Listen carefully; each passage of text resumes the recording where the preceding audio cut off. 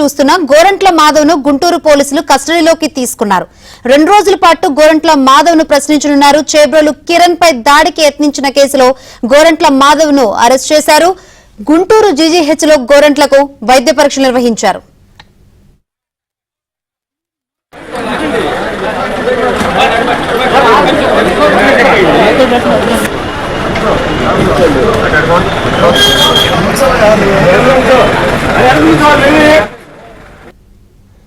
మరిన్ని వివరాలు అందించేందుకు మా ప్రతినిధి సాంశివరావు సిద్ధంగా ఉన్నారు.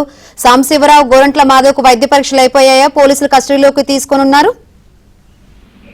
శంకరి మాజీ ఎంపీ గోరంట్ల మాధవ్ ను గుంటూరు నగరంపాలెం పోలీసులు కస్టడీకి విచారణకు గుంటూరు తీసుకొచ్చారు. ప్రస్తుతం అరెస్ట్ అయ్యి రిమాండ్ ఖైదీగా రాజమండ్రి జైల్లో రిమాండ్ ఖైదీగా ఉన్న గోరంట్ల మాధవ్ తో పాటు మరో 5గురిని నగరంపాలెం పోలీసులు 2 రోజుల పాటు కస్టడీకి కోర్టు అనుమతించింది. ఈ రోజు మధ్యాహ్నం సమయంలో రాజమండ్రిని అదుపులో తీసుకున్న నగరంపాలెం పోలీసులు గుంటూరు జీజీహెచ్ కి తరలించి అక్కడ వైద్య పరీక్ష అనంతరం గుంటూరు నల్లబాడు పోలీస్ స్టేషన్ కి గోరంట్ల మాధవ్ ను తరలించారు. మొత్తం ఈ కేసులో 6 నిందితులు ఉండగా నల్లబాడు పోలీస్ స్టేషన్ లో 2, పట్టాభి పోలీస్ స్టేషన్ లో 2, నగరంపాలెం పోలీస్ స్టేషన్ లో 2 చొప్పున మొత్తం 6గురిని 3 స్టేషన్ చొప్పున తీసుకెళ్లి వారిని 3 స్టేషన్ లో కూడా విచారించేందుకు కూడా పోలీసు పెద్దలైతే ఆదేశాలు జారీ చేశారు. ఈ రోజు సాయంత్రం 5 గంటల సమయంలో వారిని వైద్య పరీక్ష అనంతరం 3 స్టేషన్ తీసుకెళ్లారు. రేపు సాయంత్రం 5 గంటల వరకు కోర్టు సమయం ఇచ్చిన నేపథ్యంలో 24 గంటల పాటు వారిని